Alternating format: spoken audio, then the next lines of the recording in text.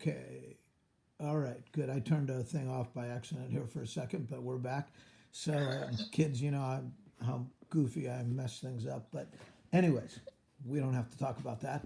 So, you're the coach of the coaches, and that's your job. And you're my boss at West Florida Flames.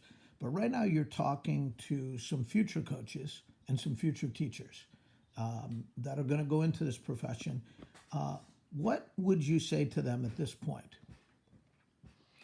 I'd say that, like I'll use your example. I've known you for probably a year, and one thing that stands out for me when I look at you is your passion for what you do.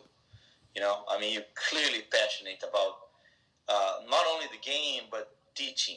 The interaction with kids and helping the kids in their journey. Like through physical education. So for me, whenever I talk to coaches, I'd say that for me, that's X's and O's are really important. Whether or not you're a former player, that's important. I think that can add to your profile as a coach and so on. But it's all about the passion, how much you care for what you're doing, and for who you're working with. And in this case, our players, our students, So if you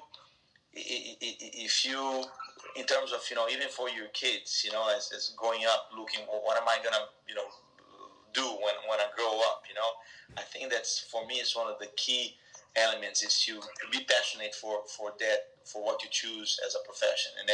I guess it's kind of corny, you heard that all the time, right? If you find someone that you love, you're not going to work for one day in your life. But that I feel really fortunate about doing what I do because of, I fell in love with this game when I was really really young, and I still pursue the same dream to make a living out of soccer. And of course, the journey changed quite a few times from a player to a coach, and now to a coach of coaches. But it's still, the game is in the center stage of my life in terms of the career that I choose. So for me, again, the biggest advice that I can give to coaches that keep that passion alive for the game, for what you do, and you're gonna be successful if you do that.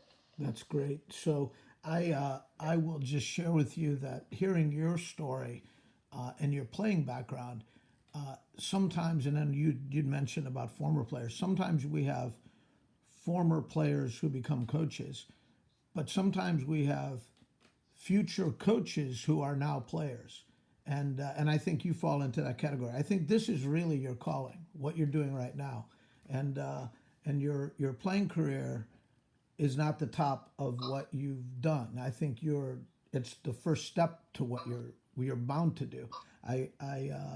I think your impact hasn't even been felt yet, but that's just my opinion.